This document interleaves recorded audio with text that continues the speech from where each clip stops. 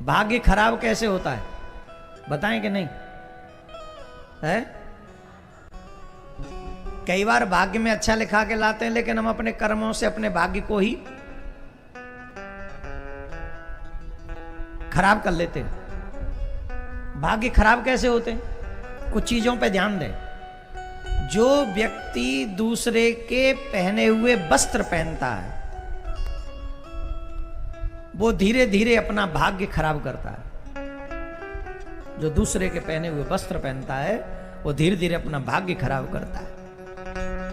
दूसरे के पहने हुए वस्त्र कभी नहीं पहनने चाहिए। जो मनुष्य अपने नाखून चबाता रहता है वो अपना भाग्य खराब करता है। कभी भी अपने हाथ के नाखून, पैरों के तो चबाएंगे नहीं, हाथ के नाखून कभी चबाने नहीं चाहिए अपने मुंह से, कभी भी नाखून नहीं चबाने चाहिए। जो मनुष्य दक्षिण दिशा में मुंह करके भोजन करता है वो अपना भाग्य खराब करता है। ध्यान से सुने, भोजन करना हो तो दो ही दिशाओं में मुंह करके भोजन करना चाहिए, पूरब में और उत्तर में।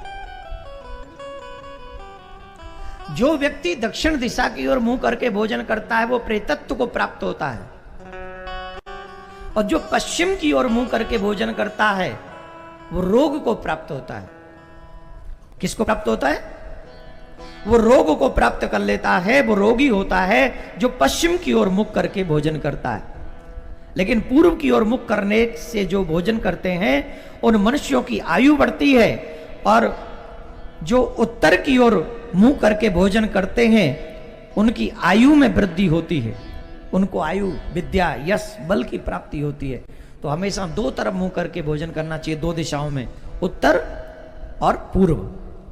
दक्षिण में और पश्चिम में कभी भी मुख करके भोजन नहीं करना चाहिए। जो अपने बाल कटवाते हैं वो भी अपने भाग्य को दुर्भाग्य में बदलते हैं। मंगलवार को और शनिवार को कभी भी बाल नहीं कटवाने चाहिए। जो भोजन करके, मैंने देखा है कई लोग भोजन करते हैं और भोजन करके उसी थाली में हाथ धो लेते हैं। जो भोजन करके उस थाली में हाथ धोते हैं वो लोग भी अपने भाग्य को दुर्भाग्य में बदलते हैं। जिस भोजन की थाली में आपने भोजन किया उस थाली में कभी भी हाथ नहीं धोने चाहिए, कभी भी नहीं।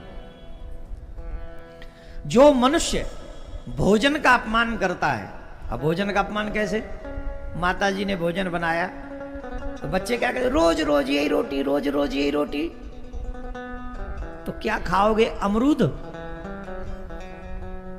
पेड़ पे समोसा लग रहे हैं तोला में? रोज रोज यही रोटी, तो रोज रोज क्या लाएं? दिन में 3 बार खाते हो, 3 प्रकार का भोजन कहां से लाएं? बोलो।